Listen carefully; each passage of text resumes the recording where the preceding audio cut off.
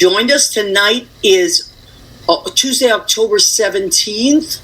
It's going to be a great show. Leo, hit that promo. I'm a big fish in a small pond. Day's free and the night's long. I create my own reality. Who I am is fine with me. I'm a dreamer, I'm a swimming just as I wanna be. Who I am is fine with me. It's who I am. It's who I am. Welcome back. We are so happy you're here. As I said, tonight is Tuesday, October 17th. So October is, I'm going to say it's my favorite month for many reasons. I mean, I love May too because May's my birthday month, but October is just the best. I love the weather. I'm a huge fall person. I love the food. I love all the comfort food. I just love all of it. So as we approach, as we go through October, of course, we're coming up on Halloween, right? Which reminds me, Halloween night, which falls on a Tuesday, we will not have a show. Maybe Leo will show an old show or something, or maybe we'll figure something out. But I have to work at Stonewall this year. It's the two biggest events at the Stonewall Inn are Gay Pride and Halloween, and they're huge because there's a parade in New York that goes all up and down 6th Avenue. Down east, sometimes it goes up from Spring Street all the way up, and it's just millions of people, millions and millions of people. So the Stonewall Inn is a huge stop for people, and some of the greatest costumes you will ever see. So this year, I'm working the door. So that's what we're not going to have a show that night. I mean, Leo and I will talk. I mean, unless it's a rerun or something. But so go ahead and do your candy, give your kids, because I know a lot of people do candy that night. We don't want you to worry about having to choose. Okay, so Leo, do you want to join me, my friend? First of all, if you know, little Leo, that was magical the way you. So Leo updated our promo. I don't know if you noticed, but he's getting fancier and fancier and fancier. It's beautiful, Leo. I just wanted to thank you for that. So Halloween is creeping in. We have it a is creeping in. I love it. I love it.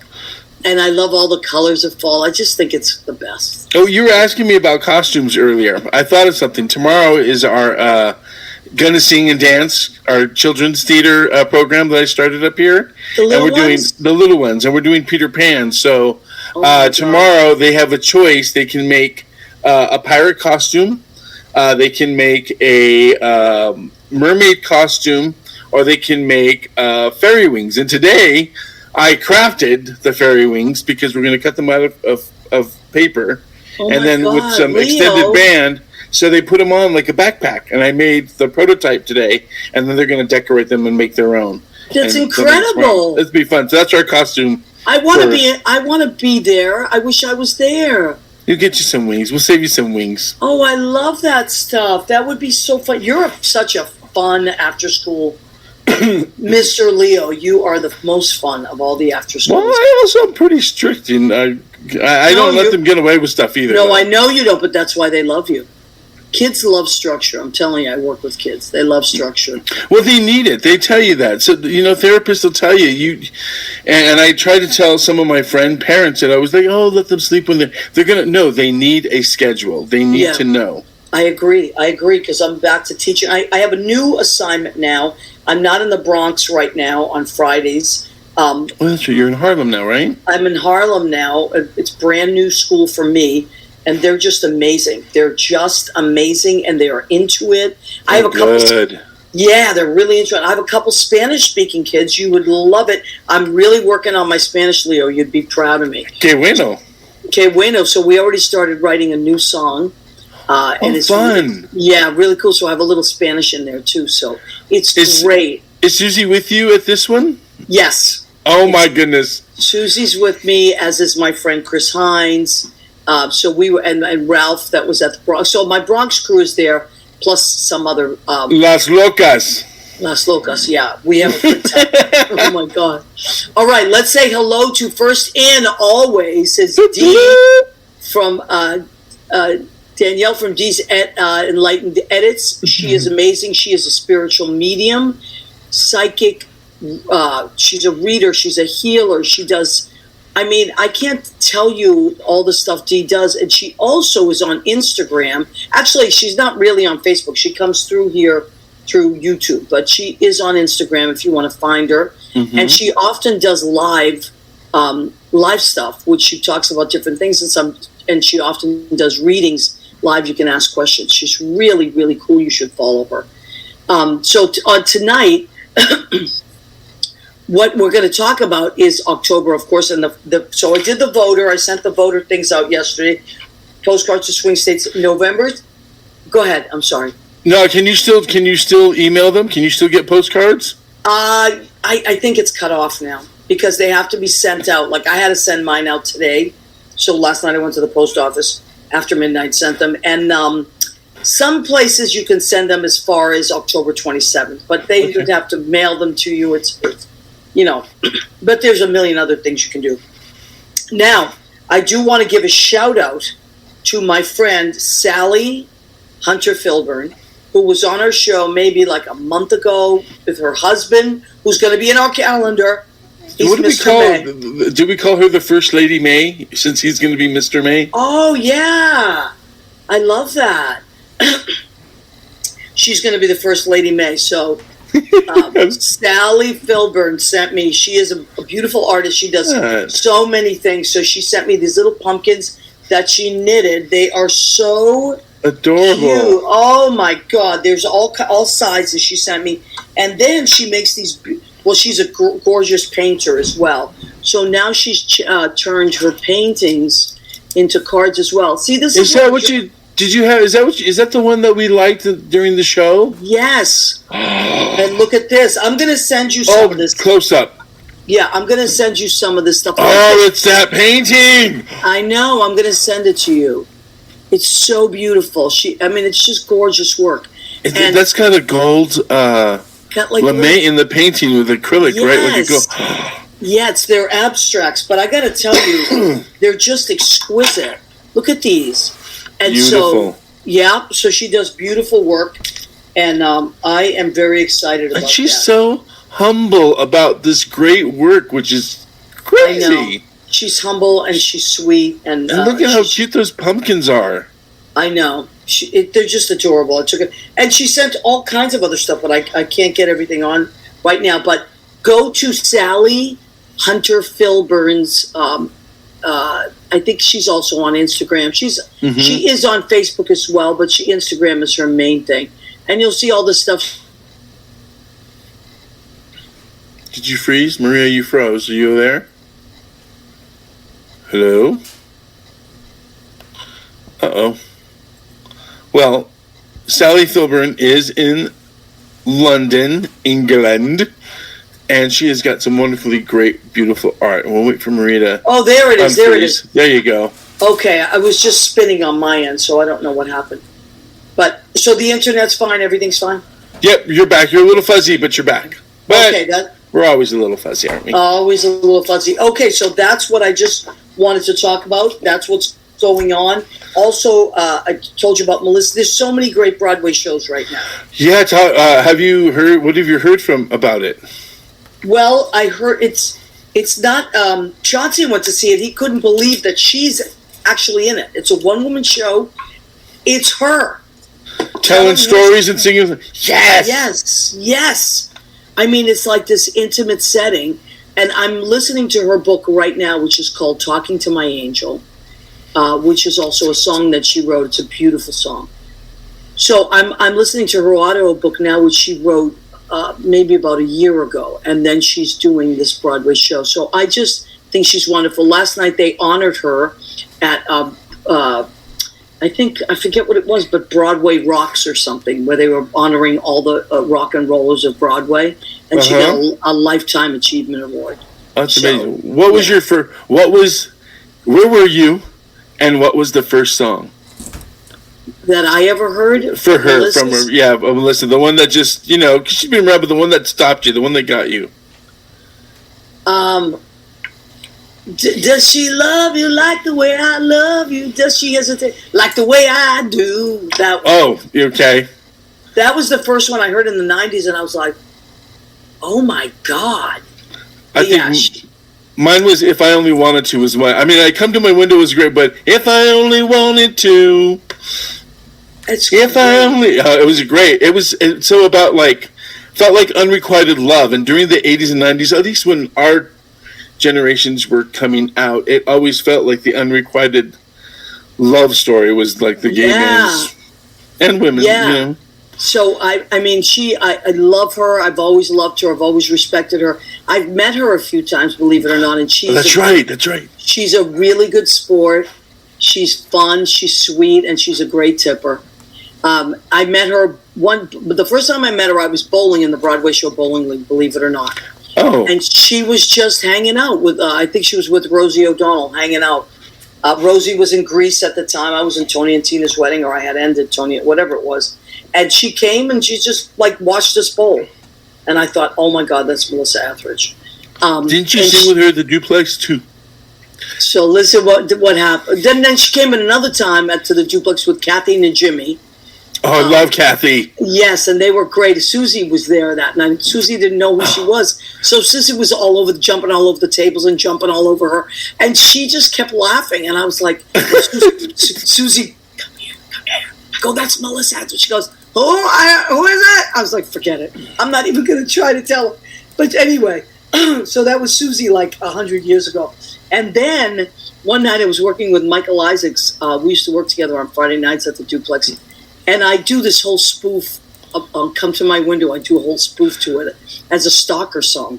So I go, yeah, it's and so I go through my whole comedy routine about the stalker song, Come to My Window, I'm breaking it down, and I'm right in the middle of it, and I look over to the right, and who's sitting there? Melissa Etheridge.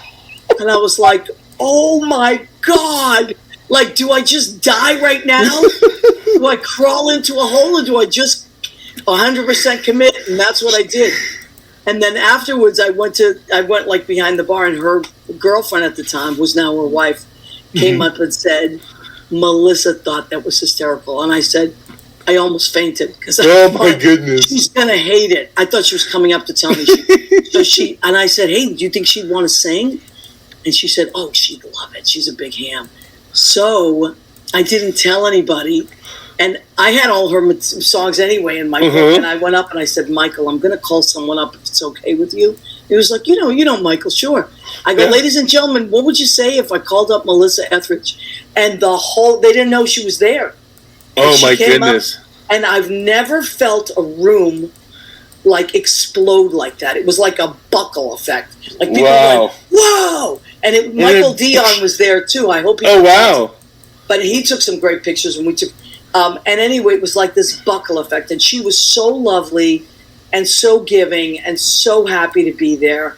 And she sang a couple songs. She did some Marvin Gaye songs. And then everybody was like, do one of yours. And I said, listen, I do Talking to My Angel, and I have it in my book. Michael can play it for you. And she did Talking to My Angel. I know. She was such a good sport. I love that voice. I love her. Just that rasp. And she's just a good person. So go and support Melissa Etheridge. She is and she was a light for us at that time. For me, at least. She was coming out and standing in that light, and a lot of us were following the light. We were getting our own voice. Thanks. That's to her. what a lot of her book is about. It was about just her, how it was back then and how it is now, and what her role in it was, and how she felt like she had to do something. And even though her life was very, she was very under a bushel, because it was very different. She's from Kansas, and things were very different. I mean, can you imagine? In Kansas. Yeah. Hey, so what? Oh, go ahead. You were just going to say it. Rena the Weather Girl. Rena, our weather girl, is here. My cousin Rena Crinelli-Berge has joined us. And we got some genius in the room, too. I know it. Lynn Porter's genius, who, by the way, is joining us next week with one of her songwriting partners, Dan Clancy, her longtime songwriting partner. They wrote an amazing musical called 108 Waverly. and which I saw in the 90s. It's incredible. And it's been playing in Florida, hasn't it? It's now they cast it, and they're rehearsing, and it's reopening in Florida. So I'm very excited. They're going to come on next week and talk about that. Lots of great theater and wonderful things. Claudia Achera, what? Claudia, I met through, is an incredible musician. And talk about, she loves Melissa Etheridge too. We were just, oh my God, we were just talking about Melissa Etheridge. Claudia is a wonderful musician, and I met her through Lynn Portis. Genius! Jeez. And she also is an engineer, and she actually engineered a song that Lynn and I wrote together called I'm Only Human, which is on my first CD. And Claudia, that was beautiful. And we miss you. Oh my God, Lynn, how exciting is this? So, okay, Leo, how is your class coming? It's coming along well? It's going really well. We choreographed a little bit of Love and Marriage to start our marriage suite this coming week, and just working with some other writers on their story as they put them together with their songs. So I love it. They're a little nervous. It's like when we were with you guys. You know, we were all a little nervous, and I told them, nervous is good. That means you care. Yes, that's what I always say. Nervous means you care. So don't worry if you're nervous about something. Where do you think I learned it from? Oh, I love that. That's it. Don't be afraid of nervousness. Okay, so we're glad you're joining us. And as the show goes on, you know, more people pop on. And so a few weeks ago, a few weeks ago, about 3 weeks ago or so, my friend and your friend, Andy Praskai, and his guy, Sean Cinsoon, invited me to dinner on a Tuesday night. They were seeing a show. And I'll have them tell you all about that. And they said, hey, you want to join us for dinner beforehand? I said, sure, I'm doing my show, but we'll come and have dinner, and then I'll run back up and do the show. But while we were there together, they started showing me all these Halloween costumes that they had made and worn, and they were like the best costumes I've ever seen. I was like, oh my God. So I said, would you guys want to come on in October and talk about like costumes and getting ready for Halloween? They were like, sure. So what were you going to say, Leo? I know you're... I would say somebody should... They're like, I wouldn't challenge them on the costume challenge. No, not me. I would not do it. You know... my friend Cesar Ricci is an amazing costume. I want to give him a shout out if he's watching or will watch. And I always try to get Cesar on the show, but he's like painfully shy. But he's an amazing designer, and he also makes great costumes. And he makes costumes for him and his husband Bill, and they're always really fun. And I connected them, I think, because I don't know if the connection ever happened, but because they're both super busy, but both couples.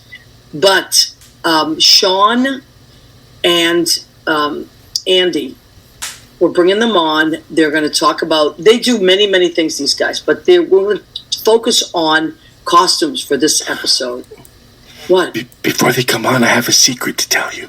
What is it? It's about Andy. Andy? What about Andy? Tomorrow's his birthday. What? So when he comes on, everybody surprise him, okay? Shh. I had no idea. Because, you know, Facebook tells you on that day. I mean, you could go ahead, but yesterday was Judy Mesa's birthday. Oh, yeah. Senator Mesa. Senator Mesa, we celebrated for 2 days. And she told me tonight that it's still her birthday. Yeah, I was going to say 2 days. What do you mean 2 days? Only 2 days for Judy? No, I know. Well, she's been celebrating, but she said, no, it's still my birthday. I said, okay. Well, so anyway. It's a birthday month, usually. But that makes sense. Libras enjoy their birthdays. That Andy, it would be his birthday because he's so likable, and I get along great with Libras. So, should we bring him on? Yes, we should. Dum, dum, dum, dum, dum. Adorableness times 2. Woo! Oh, my God. Andy and Sean, my friends and wonderful human beings. And so, Andy, you've been on the show a bunch of times, and people know you. Andy is a filmmaker. He is a director. He does commercials. He does all kinds of things. Sean, your talents as a costume, I know you fly under the radar. You're just, just a regular civilian. But when I looked at those pictures and saw the detail that you put into these costumes, I said you have to come on the show. So I want to thank you for agreeing to come on the show. You're very welcome. So where should we start, guys? I'll let you kind of just take the reins. Well, gosh, there's so many layers to Halloween, as we know, from just the performing art side of it to preparing, how it connects to the performing arts. Right. So it's really fun to understand where really Halloween kind of comes from and how it relates to like actors and actresses, Yeah, you were telling me something before the show. Yeah, 1,200 years ago to like 600 BC, the Celts had this festival October 31st to November 1st, because October 31st was they considered to be the end of summer. So they considered it to be like the death day. Oh, okay. Whereas November 1st brought them into winter, which is like dark and gloomy and all that. So they used to dress up in costumes and have a festival where they would actually perform for money and food. Wow. Well, that's what actors do. That's what performing arts people do. You dress up, you perform, and you make your living at it. And I think that's just so interesting. And then that became Halloween literally throughout the world. I love it. The origins of Halloween. Yeah, and also, like, I know for the Catholics, way back, and not just in Italy, but like all of Europe, they used to do is dress as saints. That was like the night before Rena would know better. Also, there's All Souls, but there's All Saints Day. Right. So I think that's the day before All Souls, or it's right around. It's 4 days in a row between Halloween and all. Yes. All Souls would be on Halloween, and then All Saints is on the 1st. Yes. Okay. Thank you, Leo. So they used to dress as saints, and that's how it started with the costume stuff for the Catholics. All Saints, November 1st. Thank you, Lynn. Yes. So Halloween, I think, was like the eve. The eve of that. Right. So that's, it goes back to, and then like you said, the Celts and just so many different cultures, it's like really fun. And how does tradition carry over for 1,000 years? It's just amazing how it taps into our psychology, the psyche, it's great. This year, Halloween will generate, in this country alone, $10 billion. Is that true? It's a true stat. And that's incredible. Between costumes and candy and everything else, it's a $10 billion industry. So I love that. It really has tapped into our society, which is amazing. I love that. I love anything that gets, first of all, I love anything that gets people involved. I love anything that's all ages can be involved in. That's fun. Just in New York alone, that parade, Andy, you're talking about generating, right? Sure. That parade alone, it just goes and goes and goes, and it's and everybody attends it, all age groups. And the money, then afterwards, people go to restaurants, they go to bars, they do all kinds of, and the money just spent on making costumes, right? And buying costumes. Yeah. So how did you guys start? When did you start making your own costumes? Well, how did that start? I have a very uneven relationship with Halloween. As a kid, I really didn't like it. Maybe it was because I just never felt unconscious enough to just let go. When you're in the performing arts, sometimes when you take on another character, you kind of have to let go of your own personality and just be who you're portraying. And as a kid, I had trouble with that, and my sister Carol, who I absolutely adore, she made costumes for me as a kid. Wow. And there she is. She is, Carol. That's your sister-in-law? That's my sister. Oh, your sister. That's so great. Hi, Carol. Welcome. And there's only a 3-year difference, in age, but even when I was 6, 7, 8 years old, she was only 10, 11, 12, and she was making my costumes, and she would be dyeing white sheets with, what was the dye called? Rick? Or, she made that costume. I was Dumbledore, but before Dumbledore was even born. My God, that's great. But truthfully, as a kid, I always felt uncomfortable. And then it wasn't until I had like this epiphany. If to enjoy Halloween the way I enjoy it is you have to be age appropriate. I didn't enjoy being something I wasn't. The psychology of that is, the psychology of there's books written about it, but, it's like, why do we dress up? Do we confront our, mortality? Do we confront what terror, causes us terror, what frightens us, or what makes us sexy, what makes us funny? Why do we dress up to portray something else? And Halloween allows us psychologically to abandon our normal self. Right. Absolutely. Become something else for a night. Yes, and I agree. That's a huge psychological thing that we go through. We could be something taboo on one night of the year. One night of the year, right? And it's okay, right? So for me, I didn't enjoy Halloween until I understood how age appropriateness for me worked, and so therefore I started to only dress as an age appropriate character. Well, can we show some picture that would? Which one do you see? Yeah. All right, amazing. All right, so obviously it's Colonel Sanders. I love it. Yeah. So the Colonel Sanders, again, age appropriate. I knew that I had the mustache. That was easy. Yeah. And it was just a matter of putting the outfit together, which really didn't take that much time. I have to say, Sean and I went to a club in Asbury Park, and I didn't even get into the club. I was still in the parking lot, and people were taking pictures. I love that. So know you're connecting something psychologically with yeah. People wanted to take pictures. Oh, that's even further back. Is that you? Yeah. Well, I was experimenting back then. This is way before that. This is back in the 70s. Wow. I was experimenting with latex makeup. Yeah. A secret of mine was when I was like early teens, I really thought I was going to be a makeup artist. Really? I always knew I was going to be a filmmaker, but there was something very fascinating about being a makeup artist.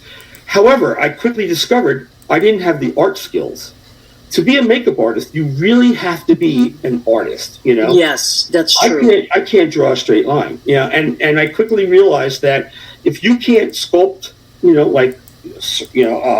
plaster and other things, molds, you were not going to make it in the makeup field. So I quickly learned that, I had limited talent in terms of being a full-fledged professional makeup artist, but I could still horse around with it. Yeah. All right. Let's take a second because I want to read. Danielle writes, so much history with Samhain / Hallows, Hallows Eve. Most costumes became about either scaring away the dark energies or dressing as who they wanted to be like. So you were talking about different things. For me, it was like, it's Halloween. It's called sewing. Oh my God! Look at this. This blows my mind. So go ahead, tell everyone. This is okay. This is this year's costume. I didn't even wear this yet. This was only a prototype. So I decided this year, who could I be age appropriate? And Andy Reid, obviously the head coach of the Chiefs. Oh my God! I figured, you know what? Let me try this costume, and I love it. Yeah, here you go. And it's funny. And you know what? The best part about this particular costume, it's comfortable. Yes, I love that. But it's going to catch everybody's attention. Yeah, that's incredible. Lynn Portis says, "Awesome." Yeah, and she doesn't waste. I also want to. Dee also said, "Love how our community took on Halloween." Yeah. And that is so great. And I mean, Halloween is for everybody, which I love. But really, I mean, it's another whole level in New York, and that parade and that Stonewall and all the clubs. I think Halloween also teaches children, what the performing arts is all about in a way, in a very subtle way. This is another thing that we used to go to a Halloween costume, and we always tried to be innovative. So one year, a whole group of us, there was like 10 of us. Yeah. And I said, who could we be as a group? So I said, we could be the victims of the Titanic. So we dressed as victims of the Titanic, and we put latex and salt crystals on our face to. Oh my God! Ice. And we made like these styrofoam iceberg things. Oh, come on! Yeah, it was way out there. It was, wow. Yeah. So we won. Sean, of course you won. So that's 10 people. Yeah. Oh my! Oh, there it is. That's crazy. But that's fun. Yep. And there's a story that goes with it.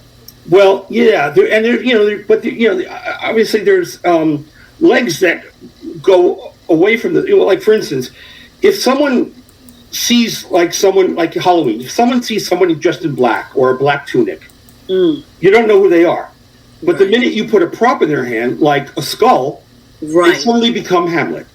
Yes. So sometimes props is everything. So we had my friend Paula dressed. So we had my friend Paula dressed as the unsinkable Molly Brown, and we got the Boston newspaper that said Titanic, and she walked around all night, God bless her, in a fur coat with a big hat. So she must have been really warm that night. But she was the one who kind of led us, and she let the audience know through propping who we were. Wow. And that often works really well too. I love that. That's fantastic. Yeah, and there's a whole story. Yeah, it's a multi-dimensional kind of way that you perform. My cousin Rena one year, I remember they went. This was when the Spice Girls were really big. They went as the Italian Spice Girls, and what it was like basil, oregano. Oh my God! And it was like 5 of them, I think. Rick Sudi Caritas has joined us. He's going to be on our show December 5th because he's written all kinds of new Christmas stuff. Dee says Molly is buried here on Long Island. Wow. Oh, I didn't know that. I didn't know that either. Wow, that's amazing. So Lynn is on Long Island. Dee's on Long Island. And happy birthday, says Lynn. Yes, so it's your birthday tomorrow. Yeah. That is really cool. And it was my girlfriend's birthday yesterday. It is Libra season. We're went through. Do you like your birthday, Andy? Or are you someone that likes to celebrate? I love being a Libra, and I love being born in the fall, which is great. Yeah, and a unique story was my mom was obviously pregnant with me, and today, the 17th, she was on her hands and knees in our front yard of our house planting evergreen trees. Oh, wow. And then she went into labor after she planted these evergreen trees, and growing up, I always related to these trees. It's a weird thing, but I always related to these trees because I always felt that we were born together. You were. It was something that grounded me. Well, you had this. That's a beautiful story. So you were the same age. Yeah, you were in these trees. Now, Sean, when's your birthday? If you don't mind telling. August 18th. So you are a Leo. Yes, that's a great. My mother was a Leo. That is a great sign. Now, Sean, you weren't in theater or anything like that. I mean, we're all in theater, but how did you have this love of costumes? Were you a kid that always made your own costume as well? I love costumes. As a young kid, I've always wanted to be into acting, but was very too shy. Wanted to sing and kind of act into it, but just didn't have the courage to do it. And as I got older, I kind of pushed myself into it, and I just love just trying to try new things. Okay, so this now is Sean as the Burger King. Yeah.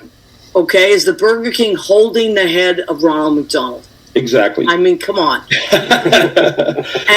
And Andy was telling us a story earlier about your attention to detail. And you want to talk about those rings that you made? Oh, yeah.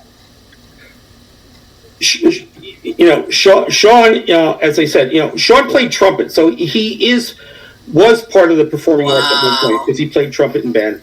Oh, my God, look at that. You made those. Yeah, these were all created, and his attention to detail was so incredible. Drove me crazy, obviously, but but his attention to detail was magnificent. Oh, wow! Down to the lace coming out of his sleeve and the lace that came up. He just knew exactly what he wanted, and that's So you didn't rent that costume; you made it. yeah. Actually, Amazing. the head I was holding was a Michael Myers face that I kind of converted into Ronald McDonald's head. And Oh, so you even made that? Yes. Wow. And Andy, you're Geppetto over there. Oh my. Yeah, I was Geppetto last year. It was a fun costume. For me, it was all about trying to get the wig correctly, and I used a prosthetic nose because Geppetto has like kind of a bulbous nose. Yes, he does. So I put that on, and it's just a matter of piecing it together. So what do you guys usually do? Do you go to parties? Do you go to? Oh, look at that nose. You're right. You go to parties? Do you go to clubs? What do you do? Because I mean, you make these great costumes. You might as well show them off, right? Yeah, we do like 2 or 3 things, depending. There's has been in the past a private party that we go to, which is great fun because that's where we see all our friends, and that's kind of like a test as to how people react to who you are. Right. And then we go to a couple clubs, specifically one in Asbury, which I have to admit, right? I won grand prize twice. Which is pretty amazing because there's like a lot of people, 500 people with costumes. Really? Yeah. So that's kind of like a great validation. I love that. So that it's a big club in Asbury Park. Cool. Yeah, that's fun. All right. And so, Sean, as a kid, you used to make your own. I would. Yeah, my mother would help me out making costumes because was your mother good? Okay, so she was good at it too. Yes. Yeah. Yeah, my mother was too. My mother was great at that stuff. I was telling you guys earlier, she just loved. She could put anything together. And did you learn to sew and do all that stuff from your mom? Actually, in middle school, I learned to. In school, we had a sewing class. Oh wow! As an elective, and I loved to sew, and I learned a lot from that.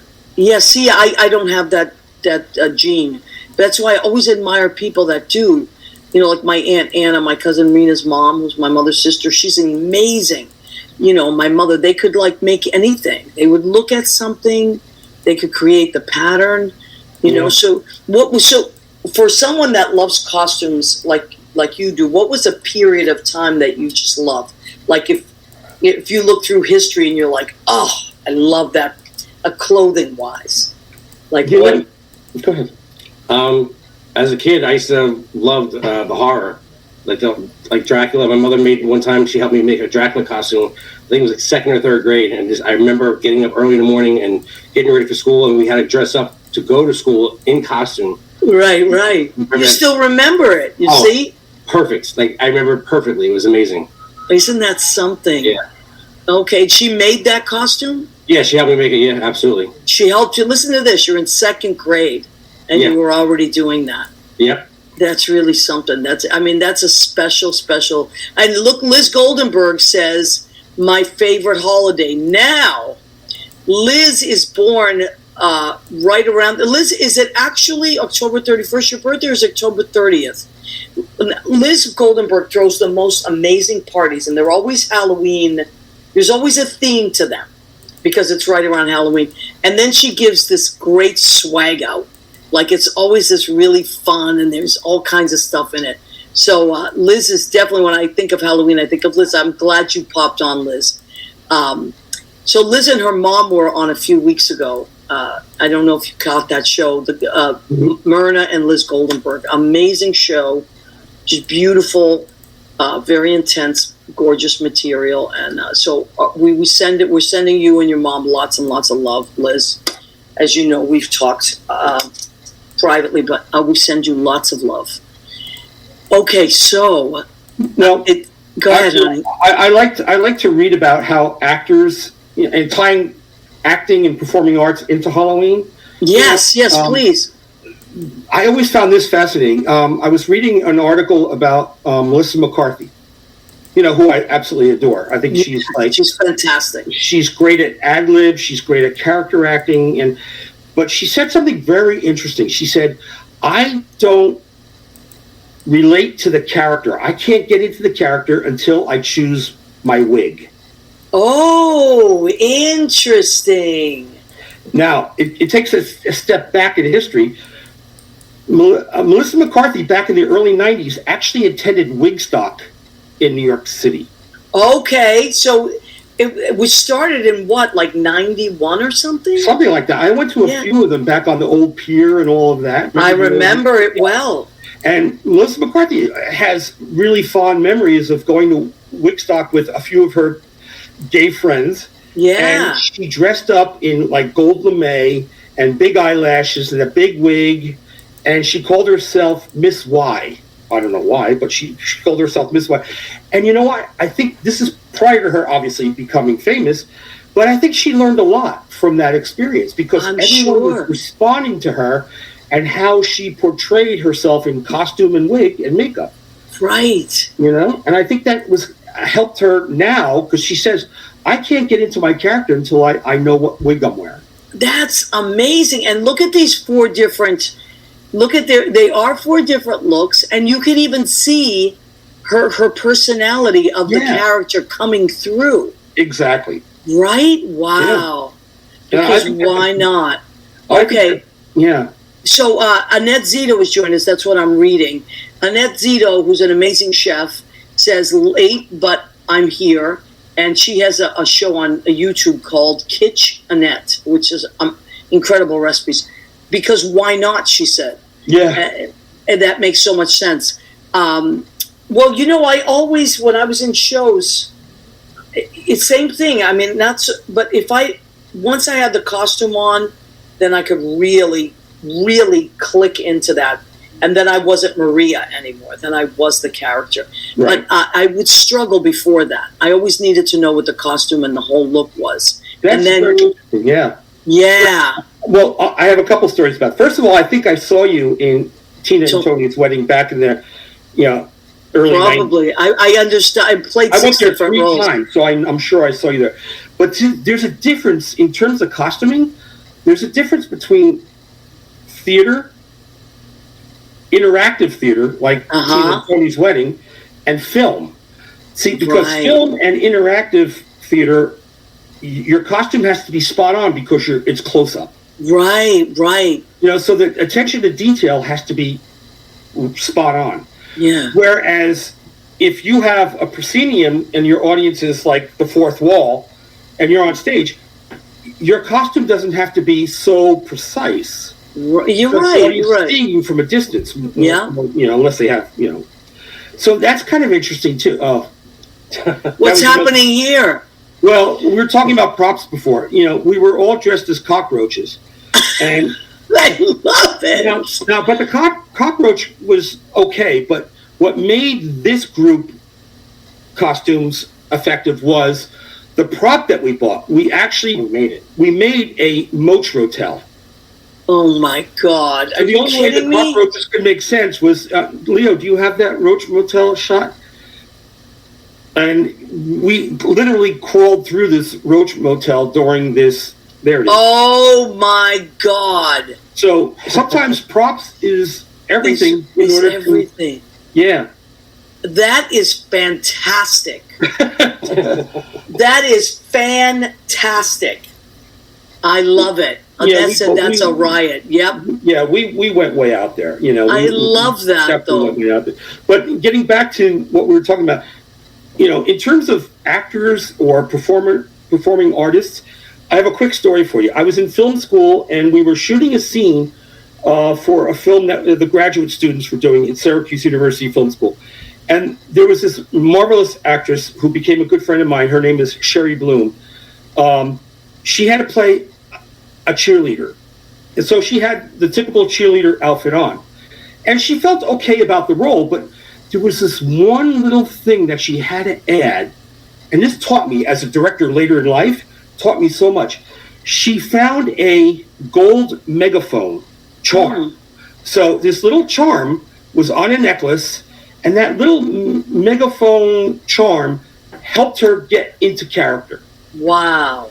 And I used that later because I directed a cabaret show for my friend Lynn Robinson at Danny's down on 46th Street. And Lynn had to sing a song about a woman who worked for years at a Holiday Inn.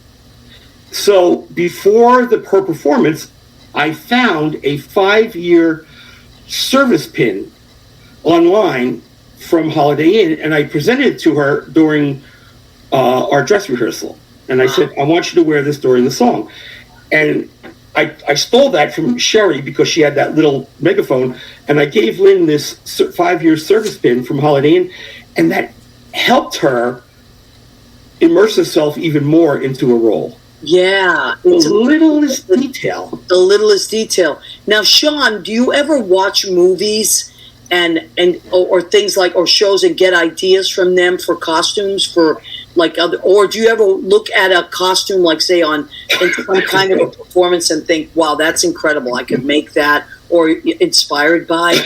Well, my Burger King outfit, I like to twist things up a little bit and be very kind of out there with it. So that's where I came with the Ronald McDonald head. Yeah. So I guess I take it all in and I just kind of play with the idea, and I thought like it was amazing just that type of costume was going to be so different and unique that no one's ever seen something like that before. Yeah. So you like to just like kind of come up with a story. Right. A brainstorm. Yeah. Yeah. For me, the fun thing is sometimes you want to portray another human being. So like Colonel Sanders, another human being. But there's another challenge is if you choose an iconic character, like a cartoon character that's drawn, well, there's no reality to that because they're an illustration. Right. Well, how do you adapt yourself to a cartoon character? So a couple of years ago, I became the general for General Insurance. Now, I had to kind of like humanize an illustration, and that was a fun challenge. Do we have a picture of that? I think you do. Leo, do we have that? All right, he'll pull it up. But that's right. You showed me that night that we were all we were all having dinner. That was. Sometimes you have to go way out in order to complete the costume. I could not find the flyboy pants, which is it's the old World War II pants where they kind of flare out on the side. Yes. I couldn't find them anywhere online or anything until I found, and this is absolutely true. I found a Polish military surplus website. Oh my God! And I said, okay, there we are. Oh my God! This might be my favorite one. Absolutely. I have to. Right? What do you think, Sean? Is this your favorite one? Mustache, eyebrows. Sean helped me with the mustache, which was amazing. Yeah. Oh my God! So come on, you guys, this is incredible. That's the greatest one. I mean, I love all the costumes, but I got to tell you, that one is the one. Did you win? Did you win that year? Yes. Did you win? Yeah. Yeah. So that's iconic. Everybody knows that right away what it is. You've seen it's like one of those cartoon characters that came to life, but you got to be really careful about how you adapt yourself into that character, So but even that, like you were talking about the mustache that Sean did, that it looks cartoon-like. Mm-hmm. It's very different than the other characters you play, where it is your mustache. That's a cartoon-like. Yes. Very, very, very. But I wanted to make it real enough where people would actually believe that this character could come to life. So but there's this like thin line there. Totally, though. It's fun. All right, we're gonna take a minute. We're gonna do. Oh, what's this? Who's that guy? Leo? There's your authentic cheerleader. I should have given you the megaphone. Leo, is that you? That's me back in high school, yep. Oh my God, how cute are you? That's great. Always adorable. There's your next year, I want to see your Halloween costume like that. I love this stuff. You know what? It just makes me, I got to go back and look at all my books, because a lot of them from way back I have in actual photo albums when we didn't have cell phones, and but I think one year I went a bunch of my friends and I went as like crudité. I was a celery. No, it's true. Like I was a celery stalk. Someone else was a carrot. I love it. But I love that stuff too. All right, let's do our food section of our show, which is called Go Ahead, Keep Eating. So on the count of 3, you ready, Sean? 1, 2, 3. Go ahead. Keep eating. All right. So what did I make tonight? I'm not on the keto yet. Tomorrow I'm going back on it. But the other day I went to some deli and I was like, I wish they had chicken cutlets. And then I came home and I was like, I can't believe I couldn't find a chicken cutlet. And I thought, Maria, you're Italian. You have chicken in the refrigerator right now, and you have everything to make it. Stop being such a lazy ass. So I made chicken cutlets, and chicken cutlets. I do not make the best chicken cutlets I've ever had in my life. Is my cousin Rena. I don't know what she does. It's magical. Her chicken cutlets are magical. But this is what I do. My chicken cutlets, very simple, the way my mother made them. You get 3 bowls.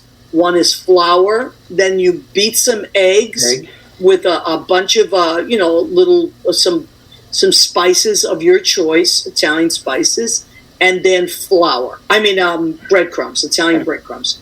And you go one, dip into the other, and then the other, and then you just nice pan of oil with sliced fresh garlic in there, and you just cook them until they're golden brown on each side. And then that's how you could start a parmigiana if you like, anything you want to do with those. Or you can make a marsala, or although marsala doesn't have the breadcrumbs, but Francese doesn't have the breadcrumbs either. But chicken cutlets are one of my favorite things. And all I do is put a little bit of lemon. I just sliced up some scallions, and that's it. A little salt and pepper, and I eat them like that. I'm happy to eat that. That is not really keto because of the breadcrumbs, but I'm transitioning into it. But I got to tell you, seriously, Rena's are the best I have ever had. Ever. So there's your chicken cutlets for the night. That looks amazing. She's got it. She's the family manager. She better have something I'm that's salivating right now because that is his favorite. Is that true, Sean? I'm going to make you. True. It's his favorite. I'm going to make you some chicken cutlets. I'm going to drive out. I keep threatening to do this, but I'm going to drive out to where you guys are. I'm going to bring you sauce. Oh. I'm going to bring you soup that I make, and I'm going to bring chicken cutlets just for Sean. All right. Oh, but I want to try your meatballs though. Meatballs too. Of course, meatballs as well. Yeah. Okay. All right, so I am always so proud of my salads because I am very creative with my salads. Annette, I think you're going to love this salad. So I have to read what I put in here because I put so much. Romaine lettuce, purple cabbage, baby cucumbers, orange. I'm trying to go for kind of a fall-like look. Orange peppers, pomegranate seeds. Look at that. I bought a pomegranate and opened it up and all the seeds came up. Poppy seeds. And then I'm putting toasted sesame olive oil and just a squeeze of fresh orange on this. Mm-hmm. Because of the pomegranate, it already has enough acid, and I don't want to put too much vinegar and stuff. So just some orange juice. I will mix the orange juice, the sesame oil, and the poppy seeds. And how was that again? Right now I'm laughing. I'm laughing. I can't do it. There you go. But and for dessert, we're having Trader Joe's makes these cookies that are like Oreos called JoJo's, but they have seasonal ones. So these are dipped, a pumpkin spice dipped JoJo's. I love Trader Joe's. So that is. Oh, Ben Goldberg has joined us. We love Ben Goldberg. As a matter of fact, the night I went out with Sean and Andy, we went to Tony DiNapoli's, which I had never been to, believe it or not. But, oh my God, so delicious. Really good. Yeah, I really was impressed. Family style. And who did we run into? Ben Goldberg and Michael. Right. Michael Bowe. My buddies, my 2 buddies. They're fantastic people. Before I forget, you didn't get enough bread in that meal, I don't think. Just to remind you. Oh my God! Just to give Jerry his shout out. Well, let's show that again. This is my cousin. A well-placed French bread. I love yes, it. Thank you. This is my cousin. It's very well placed. Yes, Jerry Savino. He is. It's his birthday this month, I believe, the 30th, if I'm not mistaken. And he was so badly wanted to be Mr. October. And he is a baker by trade. He makes bread. So, hence the layout of the baguette and trick or treat. There you go. I think he wants us all to enjoy a little bread this season. So please enjoy some bread, folks. It doesn't have to be Jerry's bread, but wherever you are, enjoy a good baguette tonight. Yeah, why not? Hey, squeeze it. Make sure it's fresh. That's what. Leo, otherwise, if it's not, wrap a little, you put a little something on it and put it in the microwave with that's all. Little wet rag in the microwave. You could do a lot of butter jokes here, but we're not. Yes, pops right up. Hey, you wait around a while, you got some Italian breadcrumbs. That's all. Love it. Yeah. Michael Bow has joined us as well. Now, Hi, Michael. are you guys cooks at all? Do you cook at all? You I cook all the time. Do you? I've probably got like 3,000 recipes in my boxes here. Really? Crazy. I just collect recipes and I try things, and That's great. I don't cook every night, but I try to cook as much as I can. Yeah. Yeah, I love to cook. I really enjoy it. Sean, do you like to cook or? I love to cook with him. I help him out, so I'm not a good cook. That's good. Yeah, we love to cook together. So you're the sous chef. Everybody needs a good sous chef. Yeah. Every good cooking team. I'm telling you, that's the way to do it. You know what I'm going to start making just for myself these days is like stews. I love like beef stew. Yeah, I'm a crock pot stew guy. Me too. And once it gets a little cold out, I really like doing that. Yeah, me too. I love doing all that. One of our favorite things is we got a real iron skillet, like one of those heavy duty skillets. Oh, and wow. we just learned to Steaks. We get prime New York strips and we put it right in the skillet, with like oil and butter and then thyme and rosemary. Oh my God. It's like amazing. Restaurant quality. Once you learn the timing of it, The tricks of it. Yeah. I have 3 cast iron skillets that I've had for 20 years, over 20 years. Yeah, iron skillets, there's nothing better because they go into the oven or they go on the stovetop. So it's just like so versatile. If you're a Mexican, they live in the oven. Is that true? Okay. Jace. Oh, okay, good to know. Good to know. All right, so, oh my God, it went so fast. We have like just a few minutes. I can't believe this. Well, thank you for having us. Oh my God, I'm so glad that you were able to do it. I mean, that night we went out to dinner, I'm like, would you guys be willing to come on and talk about costumes? Because and it's good. Now I'm inspired, believe it or not, because I had no idea what I'm going to do. And I really wasn't even thinking about it. And then today I was talking to Kurt, who owns the Stonewall Inn, and he's like, yeah, I need you at the door if you want to work. So I am working. There's no show. There's no What's the Story with Maria that night. Leo, we'll figure out what to do. Maybe we'll just show an old episode or not. It's okay. It could be off that night.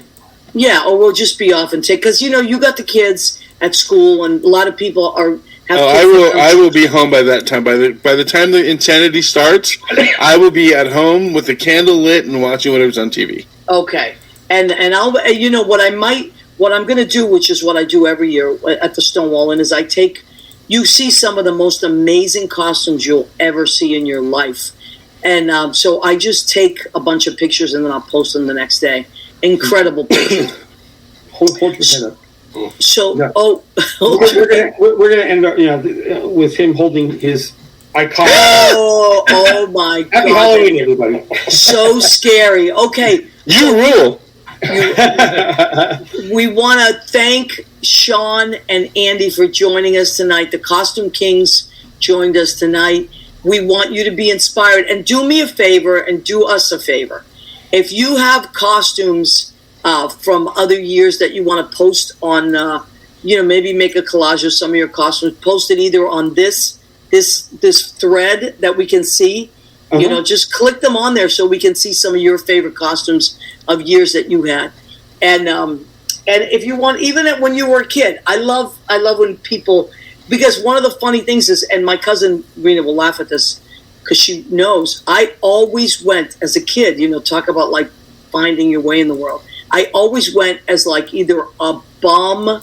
It was always a boy. I was like a hobo, a bum, a pirate. Like I was never any of the girly things. My sister was always like the princess, the gypsy, and I was always like the scary person. I was always that. And so it's so you get to. But as a kid, you get to be who you want to be in that moment. And it's really fun. So everybody enjoy your Halloween, which is in 2 weeks. Enjoy your parties that are coming up. In school, we do a lot of costume stuff. Maybe this week I'll start to bring in some costume stuff for kids. And post it on this thread or on our wall. We would love to see you. We liked our audience and our people to be part of our lives. So, would you guys like to leave the crowd with anything? Any words of inspiration, Sean and Andy? This is a holiday where you don't have to be your everyday self. So embrace it, enjoy it, and just have fun. Yeah. Just one day where you can immerse yourself into a whole nother personality and look, and actually enjoy yourself. So, people who don't like Halloween, give it a try. Because sometimes you can release a whole bunch of stuff, repressive stuff that you've been carrying with you. Absolutely. And Leo, do you want to leave us with anything? No, everyone say a prayer for everybody out there that needs it. Yes, And there's a lot of them that need it, so please do. Absolutely.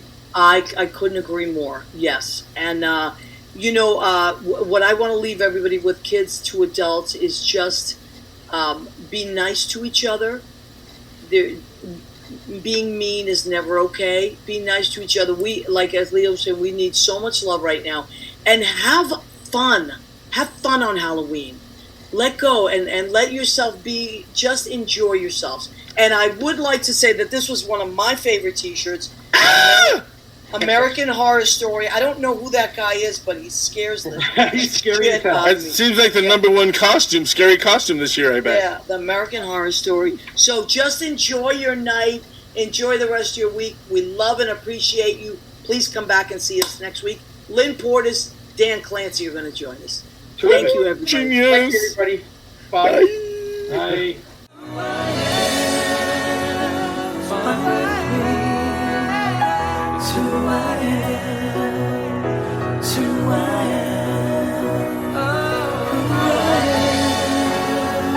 Fine with me, it's who I am.